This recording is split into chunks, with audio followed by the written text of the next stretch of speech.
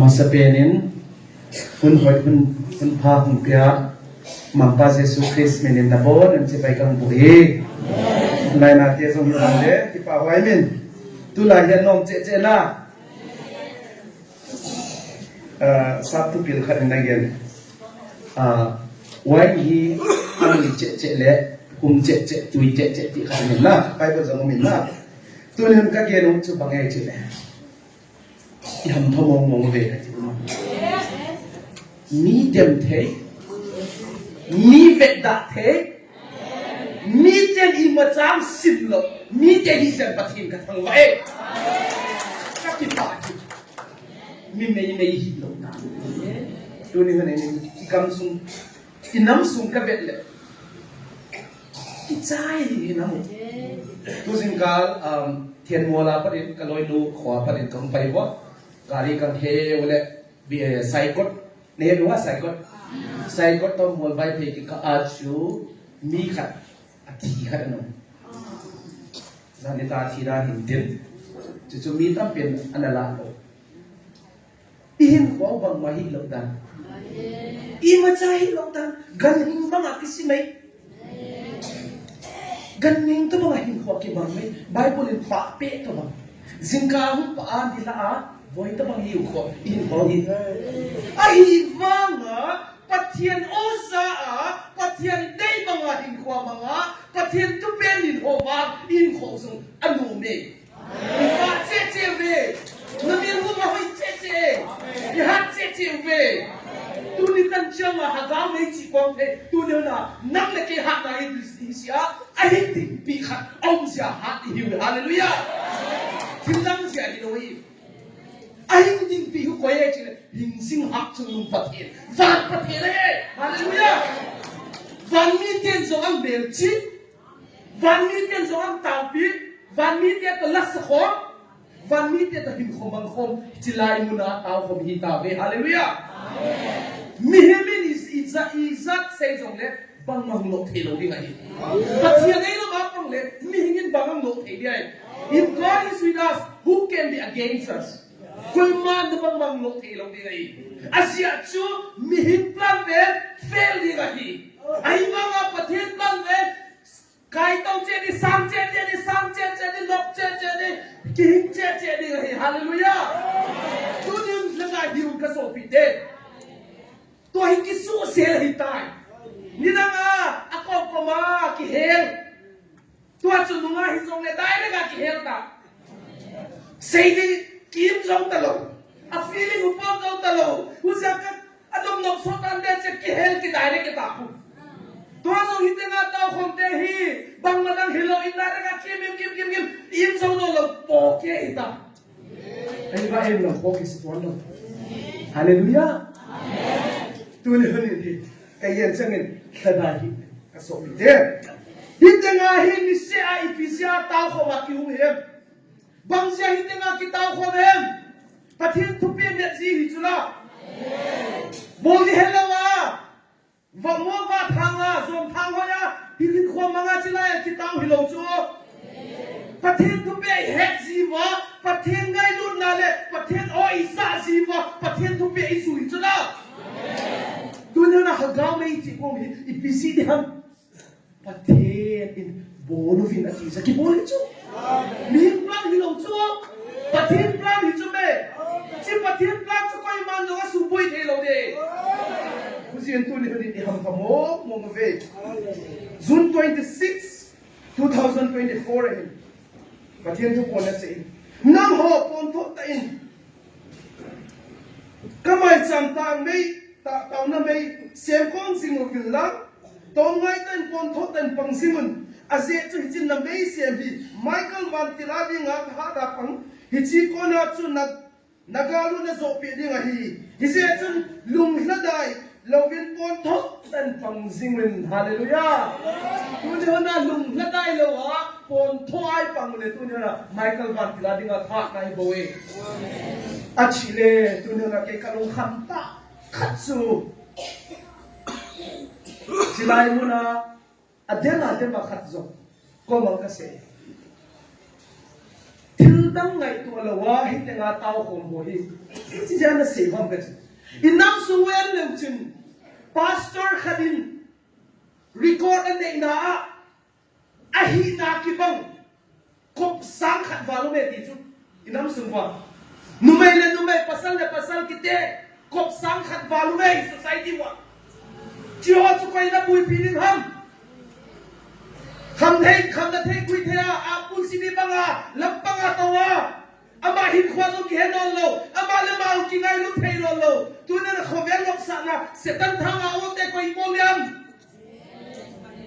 zule sa kham thea ma tu ni hona ilam sunga manipur gam sunga yelle chochanpur district hi single parents tam na pe na ve pa to ai lo le nu to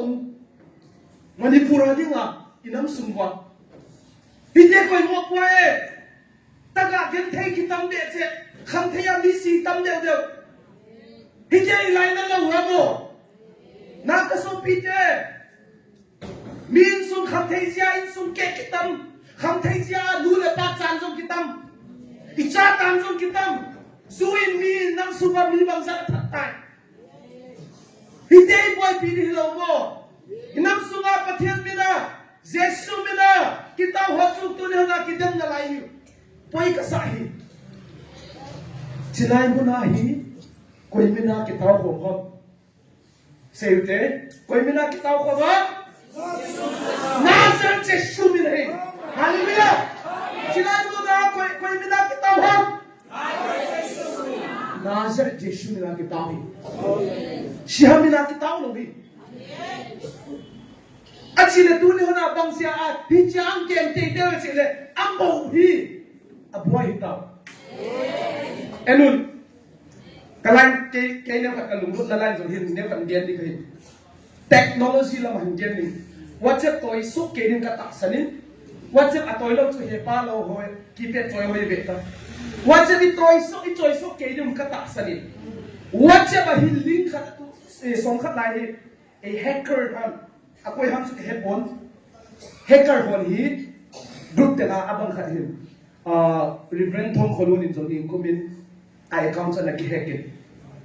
ka ang texin paisa izak sing lile chi ang boy hon ang ne ni kel ta phone it reverend pu chi na se ta ham ai lo le na ka kon ham ai lo le pa pat ko nam che ka he kha pu account number zong picture ang text ama number ang text achile ama cho hilo hi ko bange chile link kha ko ba click kha changa whatsapp message teng group teng I access nga mi kana ke khale ki be la ta in ato khong changa bang chi chile a whatsapp ki mang thei ta lo I click le pot pai fai sipan le app zong se ila na to play store chuna play store he dem ka ta asalin play store at app zong se om to bangkat android o changa iphone toy den bangkat atwa ma umin chin android aku play store chi play store zong hi na click tha le angen ta na ko si pop up di cho chi chu ipiham ka se le na chu lut ta cho a virus ku lut ta in tu na pe na lut changa hi pai a virus ku in ix ko ne changa ki lut thei lo chang ke ka phone ma abui mong tai chiwen chi phat le a bol thei ho chu a ba ho lo ta ne a ba ho changa a bol thei changa bol changa ho ji tu ne na ka se yum si pi ham chi le tu ne na ha gao thu pon ta san thei lo amo pen setanin azalam amon chalam ki helawa atai tong adem ho so ni kho khat leng he changa hi mung ki si thau thau ni tu ne na hi chilaya do khan le pathin tu pon ta san ho so se hi undesired ki chu mi te veta mi te ding ai I ma chai hi lo ni mo ho chilaya tau ho tu pon ta san ho ha gao ki lo ta san ho tiu chu we are undesirable mi te veti nga zo vet data I chang chu ai wanga ni kho khan le pathin mi na ka se he we will become undeniable mi he o tu ni na ata san la di bong bong ni kho khan dan sai du chu pathin ni ka tu te khat chu thong lo ni ti chu tu ni na chila le ta san bang o bula pa ni na ta san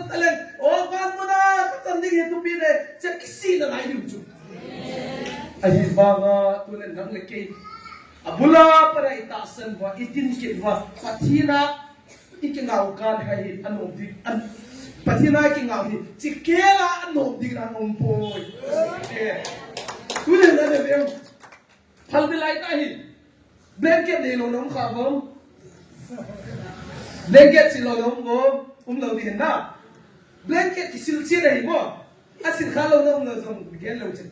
ka se nom chi byang chi le to ka tom to ona ban tom to zan chang la blanket suma ilung le anok da kwai nok se lo din nom bele nom na sa chi tu chana aji le blanket ra para lukda chunga para ipo to le adap da ichi ki thingjing to da ki thingjing to ipisihan tu ni honin pathin cha te pathin o sa te hi blanket sunga pathin anga umi cho hallelujah anok da pathin anga potin song gap kiu no lo be asi cho alum na ki theita anok na ki theita hujianga pathin anga para po do ding ba paksa ki sa huzia tu ni hana pathin ita sanjeba hitanga iting det diu mabana so iting det tong ngai chi kan gen ni bani khale ki pa hoi min hitanga hung so se hi ke gen bagin pathin ngai lu ta hole nam ngai lu ta hoi hiu ve se tin mo ni nei lo ki loin ai ba nga ni se ding mo zo sia tam ma krista dinga hun ki pe mom te hiu hallelujah tuni honin ken so katan ding e bolding tampi kanen tan ding tampi so kanen la ye ka so pi te krista zalang katan to din la ye tua zong he isei banga he hung kho che din la ye me ma dam lo hi I thamai tham le kho che cho ta banga kho che ding individual la so ek dam la ye ho buchanga ben ma society as ni dong na lai de hoina ni dong na lai de a hi banga pathina nga kipia pathin de ba um te zo sa cho igal kai lu hi hallelujah bujian tu ni hunin ka so pi de ho pathin o na sa na sin pathin o na ta san na sin tunin lung kham hi itan lu zong me ka so pi te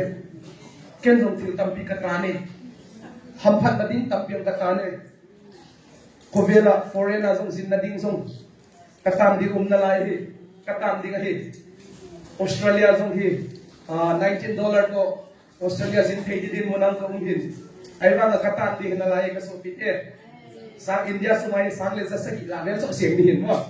ahin la ka ki pa hin pathin o za la hi ta sa sil se sang la pathin o ka ta san zia la kovel thila hi ta mo ngai ka so pi te na ta lo le ha pha na tang thei lo din na yu chi kan gen le ba ni kale luk Bible chang khat sin ni luk bung ko chang som ni le thum luk bung ko chang som ni le thum Matthew bung ko Matthew 16:24 le Mark 8:34 asong atusune imu le simute luk bung ko chang som ni le thuma to chin aman amau te zo sia kunga mi koi po in ahin zui le ama kingai sa lawen nichin in ka cross point hin zui he mangkan lai san tu sin te tan cha ding gol zo sai lam tu de hanin he nichin a hi mi koi po ahin zui le pathin nong da zui nong le khomela zo itana ngai ka so pi te na ham phat na diom na tan ngai azia chu hi cross po hi adu hi lo hi agi ni zo mum ding hi nangen tanga na po ni zo mum ding hi ka so pi te ai lo le ni dong na po khom ni zo mum ding hi ai wanga nang ma masalawa krista na masat ni changa na hin khwa hi pathian ni nam su lam lam ding hi officer hi so nam lam kai hi song le chin mi thu pi million ma la hi song le chin nam ma masa na ko ya krista amunu na ko ile tu ni na bon ya le pathian na masa pe na ko ya cross na po a pathin dei la ni pi hap ti pa chu na ger ting le le him kho him ki lam dang ding thap ke na jong i dong ding hi azia chu tu ni na hi pathian hi isa kai bol hi pathian hi ti he mi lo ding ka no mi na he October tarik som la 2023 kema min zala mi hon na ho sitting le ki pau bin aze chu hitilai set mi ten zong na velvin kawan mi ten zong aveve ang ki pa pising ove kadinga thote chu leiset mi ten le van mi ten zong vet hoi dinga kasemji ahibawe thladai zong na umtawe act of October 13 2023 ni pathin mina kema min zala mi bon now sitting lo kipa zong na chile ai mi hin na dola so ha sai inboxa direct ang ki hawa ki sa mo tanaw ki ho zong le valui so ha sama ba hin na dala ai vanga lang khana ka kipa na khat su bange chile mi te ho siate mi te chia mui the mi te dem the ka hilewa amu tie tu ka kaleng tai hallelujah tole lo den chinaya ho zong mi te ang dem sia the amu tu ka leng nei tau azia chu dum minun nom te hi tau ve azia chu ta sa zong vana zong I kong ti mu pathele lang pi hi ta se pasien ka thang ba Hussein tu ni kunin hi oh anom tama hallelujah mi te dem chate le oh mi te vet da the hagam thilla vet da the ai tang ho hi I ge phale pathen lo pi na itang zeu hi chi ka gen ri Matthew bung nga chang som le khat ne som le ni I vet ki le mi te ke ma sia ahin ho sia tu ahin ho sia le ahin bol sia what zo age zo wa sia na chin te nga ahin he chiangun nam pha uhi ke pa unlen na satai nomun bana noman dingo athupi ma hi to bang ma in masatanga masanga ba gol nei ten zong ana bol ken the wi hi che masanga zo nei hon tim ga hon zo hasan na ken the na ana tho ve ji tunen hi lai sang tho apani mu hi Hussein tu ni hunin kasopite izakai thilung zong le pathian di banga him ko mangiu chi hi igen ul hiwanin tun tauna khat leutin tauna item diung se ka den anangai che ho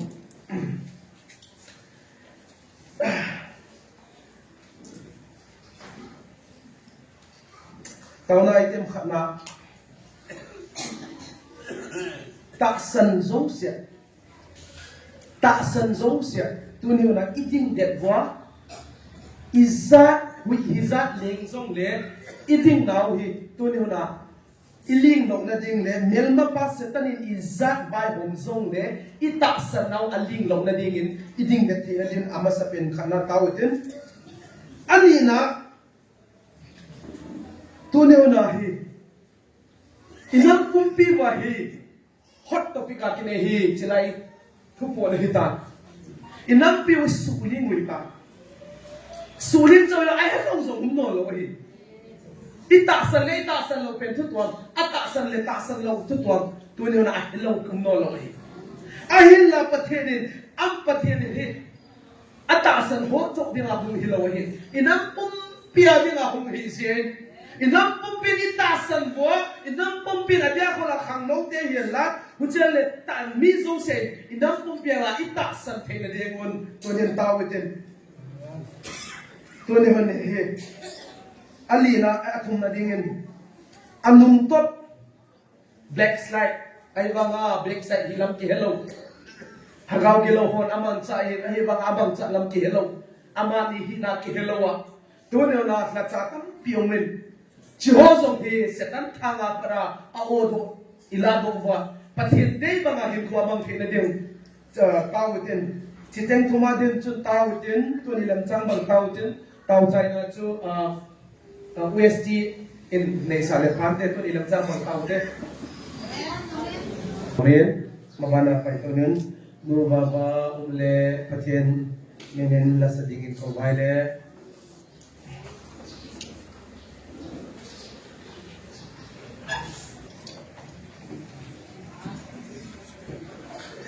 Kita amin, mana pai komen, pai konsultnya, kalau, mikian kadin,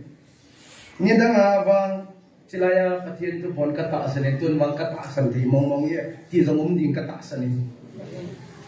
Ciho ci pise hidem ti hem sakat sayutin. Puchang in here December 4th December 2023 patien tu ponin ana sehi 29 na hi. Tunin zong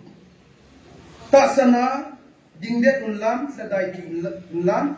thona theya tho zingun ding umin kalsong umin ase chu thona panglawa ke ya kona phatheina na chanthei lo diwa hi hichu na thona ho chu keiman phatheina na chandiu zo ahi bowe hallelujah tuni na hi I thona le igen thi naw hi phatheina I channa dinga pa pathin ana sei sa hi achi le pathin thu izak ki sei ta ahi lo le pathin thu ala mai cha ki mangcha la cha pi helan la cha puri jong le hagau kilo ho po ho tampik no do a imbit ngei vai zo in mu hi achi le bangzia a tu ne hna bangzia hi teng hi a hi lo a hi chang ki gen te te chi ne khat gen din ka gen vawen amma sa pe na hi ka gen lu ta chu bangai chi le mi khat mi piang tha khat hagau siang thon om pi khat na dem wa na tai tong mule asunga hagau pen na sulung tha thi we asunga hagau pen hung tha chia ma hi na nga de ngai thil phalo hung po ding hi chi kang gen mu hi wanin khale amasa pen hi bang sia hi te nga taw khom ho hi bui hi to banga hung ki bole chele amasa pen hi e ho hi you are dangerous to a kingdom of darkness muthim ka ma dinga hi nang hi miki chat ne hi ta cho milau hwai mo mizau hwai na hi bangsia ina chile khatna hagau thua kibul mo foundation det ne ye huchang hi ani na hi holy spirit hagau siang thawin aum pi ta ke hi ko huchang not only that spiritual power hagawa thilbol thei na jong nei ke hi ko Huzia tu ni na melma padi nga hi melma di ta hi ta ve Huzia hi te nga I ta na hi ahab dan hi hulama thang ting lama te zo kong thei po ve chi la pathianin ahum bil chang a jong ha sa ka sa ve ti achi le tu ni na hi pathian o sa ta sana pathian o ahum bil chang a jong melma pa te hagau kilo ho hi tim thei lo I lewa nang le ke jong apa ko ata chu tu ni huna hi iti azak tum ni mo tunin pathian thu pu pathian hingsin pathian ni ta nei yu le huzia tu na mel ma pa dinga o vet ta pe le amu lengam ki su chi thei ding tunin na ita khom sia wa amen mel ma te lengam hagau ki lo lengam chu tunin na chim song song hi ta hin tunin na hi huzia hi mel ma te dinga vet ta hi ta pe hallelujah you have some che new hi Bang jai chile melma pa setan lengam chu isuling wa itahi huzia isuling chu hilawa hum chim na lai di achim chau hilawa gan so na so ni lai ju ha hallelujah asia pen melma pa hagam gilaw injo patien tula asang na pelle kaki chan na pen chilai mu na he ti chu September tarik kuma 2025 ba vanoi le se na patien tua kaki chan na pen chilai mu na he ti ko setan lengam so se pang khom leong jo ka ki chang lai ti chu chilai mu ri chu setan nin jo ki chang na bu pathen in jo Michael Wardin in jo chilai mu thega am dike sa na mu ni hallelujah tilau pita ta til gidam ta bol do theina mu ding na lai inam pia din jo inam ki tum din nang jo hina lai Bagoi salvadina tu ne na hagau mei chi ko za bodo ni ko ga le bagoi jalan het din na lai ang het siya tu ne na ku ki so sa te pathian di ta nei ta ve pathian na umpi ta ve ti ang het siya tu ne na pathian ina mo pa bangang pa sa ding ang be ta sa itan du so na tu pi e so pi te along pi e I mo the na so na tu pi e tu ne ne I ham patta mi tam pi we gen jong le gen seng ding hi noi ta sa thila ka gen hi achile hagau thila pathian thua tu ne na hagau siang gawin pathian in ta hum vel chikala pathian tu asang na di pe num lowi thil na ga bang kai kon ama ta in o ta hu vel si pen pathian to dia la sam na pe ni ta na pam long le zong le khop poi jang ma sel le pha het na hi ta ai la tu na ata san hon bang ka ta san che che ve na dem lai seu ka ta san ve ka tu pu de ve ka te che ve ka ha san che che ve hallelujah tulen ka ha san che che ve nobody can stop us because God is with us pathian ka ka pang hi tulen koi man pang mang lo thelo ding ai asia pe light versus darkness Bata mutim ki hawi tulen which one you want to become koi lang ka support dia nang kurak ki ngai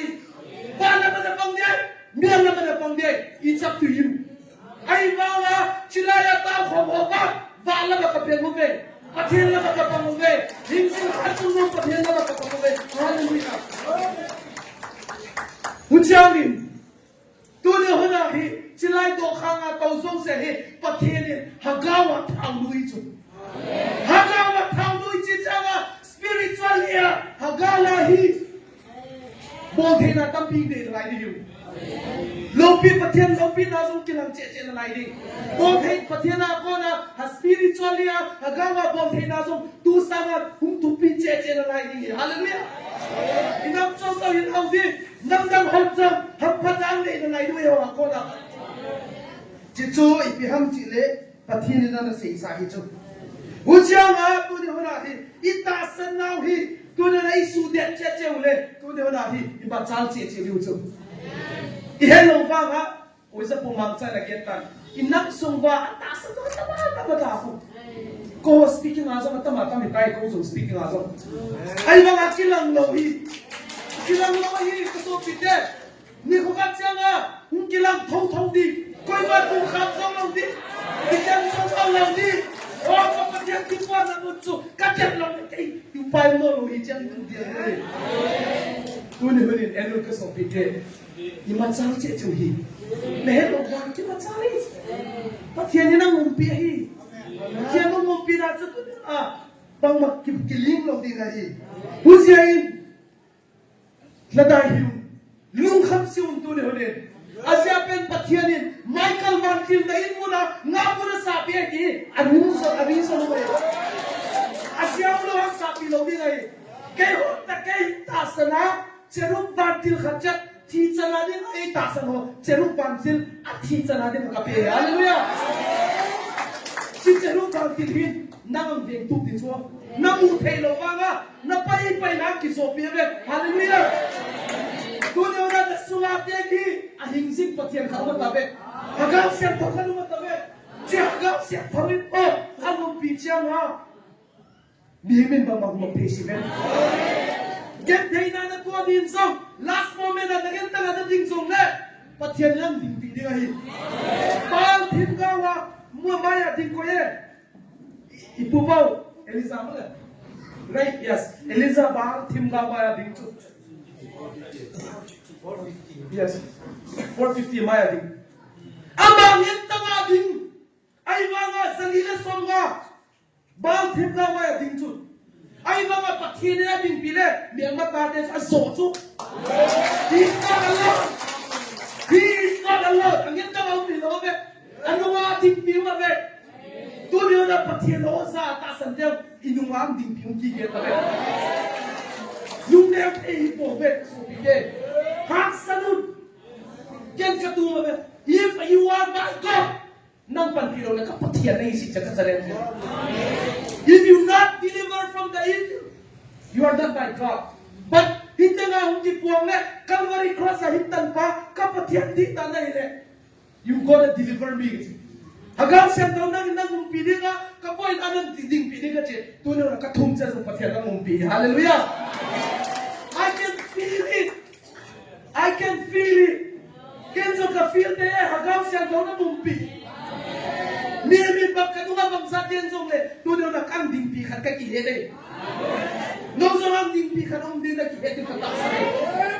gari ka tol zong le mi na pho be mi dang le ka ki chai ni kanung la ba fit chang tho ang ding pi ka no hi ang ve ka no hi mu thei no ka no hi ku koi na ge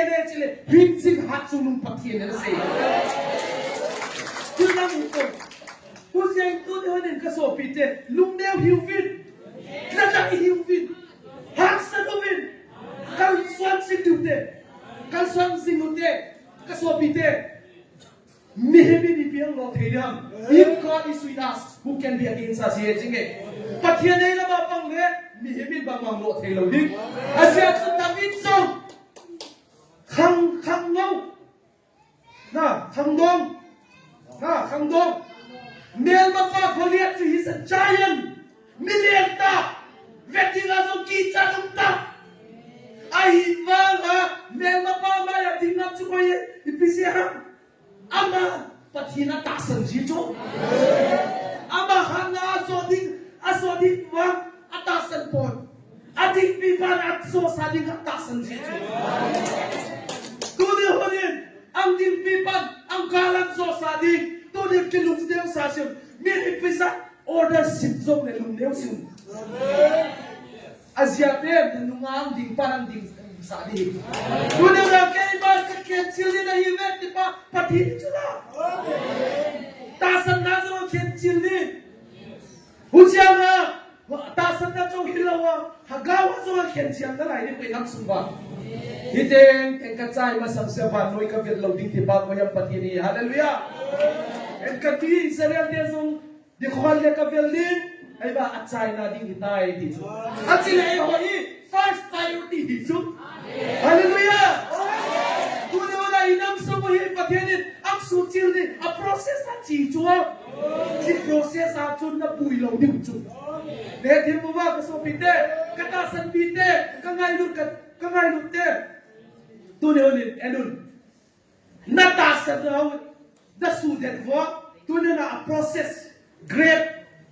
na sa kamaleng eh mapang gleng ka yeah leng pina great leng piga na leng piga hi why na ang kibang khatyang ha what it was crass mun thimla ya ki koi chu why chi chang su thi ta tui ta su the na de ha mun thimla ya ki koi chu mun thimla bang ki koi de ki process in chen ang po do pa le champagne tuita ang modo chu tu ni hona zo ge ho song hi a process a chia mutim lai dang ki koi ding a hen ai wanga a result pe ni mu hoi ding a hi a ti ta pathina ding a ma thing ka mu ding hi u nei mu jai tu ni ni ka so pite we need to be strong hang san to ayum ni wa hi bang je lai chi le ka se banga chu tu ni hona hi lu ke su hagaw sian ko mo pi te tawin pathin ka thang ba ye ale bang hele tawna khan nei kirudin yes tawna itan jung sei ka den chibale tawna khan nei yuin anam amasa pe ni hi inam sungwa hi khamna thi zo harin drugs on harin prostitute numai kiso ayo le unemployment ya nam so ken thina kam pi thovin ite so se sam pathianin iko na ding ka ta sani pathian ko na isa thina ding jong tunyo na di ite so se nam sung wa ha san na khang rong sung la jong kha thei gui te se kan anga o so sia te ila do thina ding amasa penin tawten ani na hi muntot to maum isangam tau khom kiloi khom hiel na ta san na ja ifejia ketek in la to ni na ta san ta te muntuam to maum te hasat ke the na to te so to ni tau bi te athum na inam suwa pathianin ngai lut na na mu ka tung de de inam suwa hi ngai lut na ki pungwa ngai lut na ki kan khom wa ngai lut na inam sungai in sungai la i society so ki som ne ngai lu na kin ko imang thina demen chiteng thunga chu tau china chu bangkhat bamang chai ne sa le pante tu ilem ta mang tau chen mabada ta ki pawel ma ne live en mabana cha to ni he buana mama kat ngenen so so consider changin he hat he kaya na lang manunin tulen he hobong khara he local committee ni kitero ben kitero bungin he ade bang na machalo ben achingun aka kaita ben achila hobong lakay member at pancho IPSA ta machile local committee kasapi na ding he zugador ngaye ti local committee kasapi na ding local committee kasapi na ding zugador ngaye paisa sang tap pipi kapi ngaye to society ato na kita hobong membang sa ipong kadin ay zong le to ni na kasi nom ta ato kita na ang tapo so ite pati ti ibangin hovel tille mai pat na kamta pati thakau sian thu sanga to ni na hovel tille kovela til amoy na to hi yen tawin apulam yen tawin asulam hei bil tawin ka supide ahilla pathin hingsin pathin tu ni huna pathin in am ki pokman asunglam ave hallelujah asunglam ave sungnom luk sila he ipon na tao sa he kipana sa he hallelujah tu ni huna kenvang kasi kagem kay decision na pathin khat bo se kanayen pathin lang song kanay tapon pathin nang bo se kanay ding pathin lang song nay tapon tel tapon di kay decision ita tudo no hon song na decision dio kataksan tudo na hibon sa kay pathin khat so inayuhi jukoy ham sila hingsing hat song nung pathin alpha le omega pathin he hallelujah tudo pathin tang piwe panoy ni sila ay banga ipathin he van Malaysia tu leng ho so se le pakai ho so se pakai patien ni hallelujah amen patien di tai he kha vai civil ki pautin kanomutin leise dan hobela so ke patien in tampi patien in province ang pi unta itan di ahung tung ding so momen atung so gomta a process a pai le so gom na lae ita mga kinap nali nami hiuve ina mo hikinap na dei lo kilo pia tasa zo kinap na asa lo pida doktor hekin no kinin zo he ni katasa dong na hekin tasa zo ki hampatin da lo piding da achile hinde hi mithet kala beide chile no hot khovela no payo ven bang malaw to no pano ven imat sa bang malaw to pai ki hi achile to di huna ken kain ko ka gel zela. Okay, I came in this world with nothing, and I will be going with nothing in this world. Kobeazong hi bang matotoy lawa kada lating ahin. Ahin la tilkhat kang kapuno me katito. Patina nga kapuno sa ipiham til patinde banga katsona o katsa na bolway tave. Kalung say tabe titinang ito ni na kadelay. Dunang kahon sa natin diw katay say hallelujah. God, it's not about materialism. Kar bang san dai len lan building song nga nei song le patina nga na pwede na toyo khat samlo ito yu chu to na na chon phat na patin dai banga na hin ko na mga patin lung dai banga hin ko na mag patina nga tun di chu hallelujah amen hallelujah I ham phau ve patin tu pi din dai jawn mi ni pi sai song le I ham pa mo ve hallelujah samutena katipae Hallelujah! Amen! Hallelujah! Amen! Hallelujah! Amen! Hello pinatanghen. Amen. Yang pamong mongove go kikpul ku ihelu tabe hidden treasure ku imu tabe imu chian tabe to ni hola. Imu chian sen jin atang sa kita sanlo.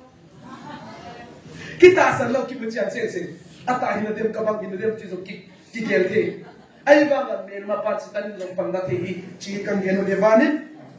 kala ipi hizong le tun hi taw na kan ninian ibon sa kay dingude patien manin lampia dingen kum di lam itaw tawin inam adingen inam kiting dong na dingen inam ading itaw tawin tun hi gen bangin khat le khadi kitaw video hi kaso biter asiatsu we are very dangerous mel mapadang ang laway mahi ikip veng ting ning he ikip veng sing ngaya ka sopite hagawa ikip veng sing ngaya ka sopite tudon itaw khom hi itasa hilaw hagawa so etek e bugdiu hi tasa penso I macha hi pon hagawa tek wang to ni huna me lo hi buzi chen lungse ten na koma che khat tu ki no tem khat chat mini ni no pier ni no okay fine nakitu khom dang photo la mini izang le nini ai te it's possible tu no tu mang khat yo mini to se basal ta no me oi lo mini po se partner dong lo le photo lo okay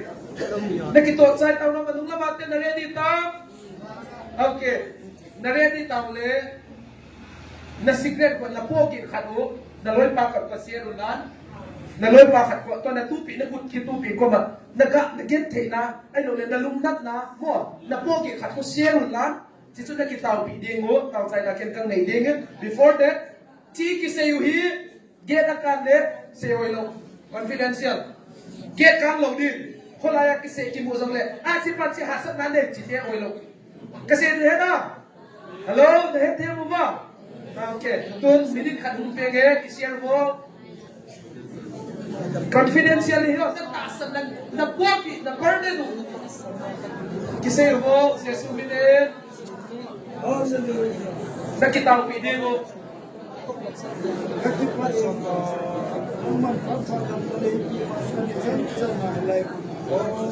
Let's say with good. Pati saya na ito din.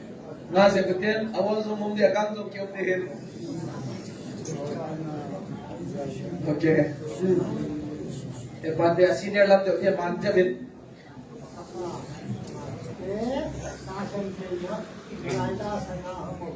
Misa din sa iyo tamo. Yujo. Okay, iman siya ule, na ule tawulan, na ule dingulan ay ibangun, nakitu diwa. Tu nilang tang bakit tao din ken tao say nang tang eh.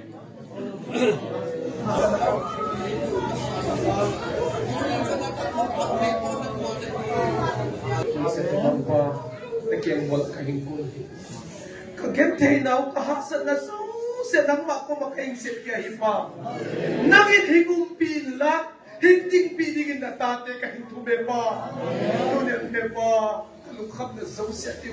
Kabuwagi te sausyate nang mako makaingsit kita. Nangit higpo sa pinlang. Kabuway na sausyate nung nangit hinglabang sa tingin. Kabuwag sa kin nakiingbol kahit tumeba. Tate, tum na sangsin kapatid. Nang patiyan dito kahit di siya ng kulog kahit di. Doon po, naging higlig-pitsi ka kihip siya doon mo tuwing. Naging hingwas siya longding siya doon mo kahit di po. Hindi pisigin lahat, hindi pisig digin sa nagkenggulang kahit di po. O, doon pa. Naging pa, o sa tasantin pa, doon pa, tilang milamdang nalit. Kikian nang ma na ingkian din ay tasin jeng nok tukay tuli tilbang kema katantong wa tiltung teso apwadan sa siap theina dong nang ma peding kay ngene pa tuni wala ka kikom na hunsung ba na dei long songa ka kong khale nang intuno hinay na ma kagien khata sun le ka pol khate nang man gol zo lai mu pita chin ko kengen he kikian din kay tawen gari apay din ke nga pangidin loy kong moven naging buhay na bang mamlaw kaya kang tain luit lumten kung sa sinikotin song le nang maanga tao kong tidingan nang bit nang tasan ta telemisyang kote nang man himpuy kong kidingin kain tumepa lopin na patoy na naman hintang tanchin iteng tinasisan mo tamang lay kamang pa si Sukris ng sanggal kong kangen hedi amen amen